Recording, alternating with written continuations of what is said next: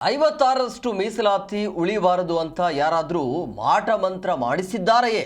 ಇದರ ಬಗ್ಗೆ ರಾಜಣ್ಣವರೇ ತನಿಖೆ ಮಾಡಿಸಲಿ ಅಂತ ಧಾರವಾಡದಲ್ಲಿ ಮಾಜಿ ಸಂಸದ ಉಗ್ರಪ್ಪ ಈ ರೀತಿಯಾಗಿ ವ್ಯಂಗ್ಯವಾಡಿದರು.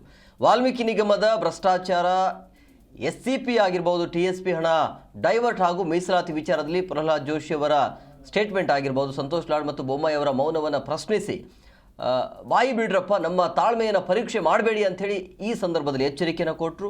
ಜನಪ್ರತಿನಿಧಿಗಳು ಎಲ್ಲ ವರ್ಗದ ಮತ ಪಡೆದು ಈಗ ಹೊಂದಾಣಿಕೆ ರಾಜಕಾರಣ ಮಾಡ್ತಿದ್ದಾರೆ ಅಂತ ಟೀಕಿಸಿದರು.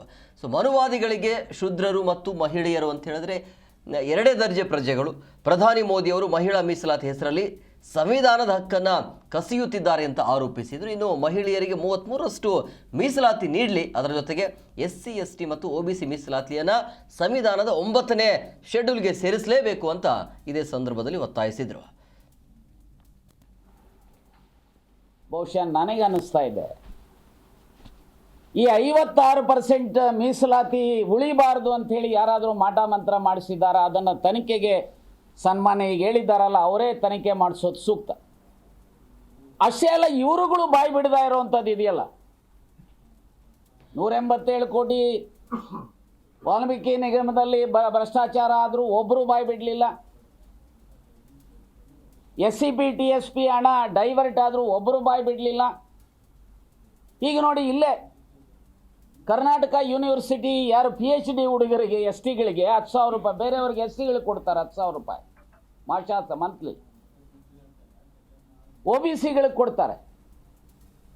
ಆದರೆ ಇಲ್ಲಿರುವಂಥ ST ಹುಡುಗರು ಯಾರಿದ್ದಾರೆ ಅವರಿಗೆ 10,000 ರೂಪಾಯಿ ಮಾಶಾಸನ ಕೊಡಬೇಕು ಅಂತೇಳಿ ಯಾರೊಬ್ಬರು ಪ್ರಹ್ಲಾದ್ ಜೋಶಿನೂ ಬಾಯಿ ಬಿಡಲ್ಲ, ಜಿಲ್ಲಾ ಮಂತ್ರಿ ಲಾಡು ಬಾಯಿ ಬಿಡಲ್ಲ.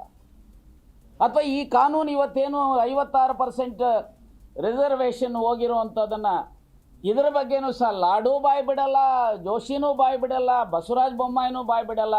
ರಾಜ್ಯದ ಯಾವೊಬ್ಬ MLAನೂ ಇಲ್ಲ, ಯಾವೊಬ್ಬ MLCನೂ ಇಲ್ಲ, ಯಾವೊಬ್ಬ MP ನೂ ಇಲ್ಲ. ದಯಮಾಡಿ ಅವರಿಗೆ ನಿಮ್ಮ ಮೂಲಕ ಕೈ ಮುಗಿದು ಬೇಡ್ತೇನೆ, ಬಾಯಿ ಬಿಡ್ರಪ್ಪ.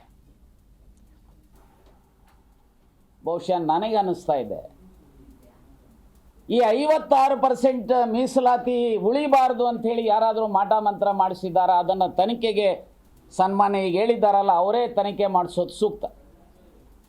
ಅಷ್ಟೇ ಅಲ್ಲ, ಇವರುಗಳು ಬಾಯಿ ಬಿಡದೇ ಇರೋವಂಥದ್ದು ಇದೆಯಲ್ಲ, 187 ಕೋಟಿ ವಾಲ್ಮೀಕಿ ನಿಗಮದಲ್ಲಿ ಭ್ರಷ್ಟಾಚಾರ ಆದರೂ ಒಬ್ಬರು ಬಾಯಿ ಬಿಡಲಿಲ್ಲ.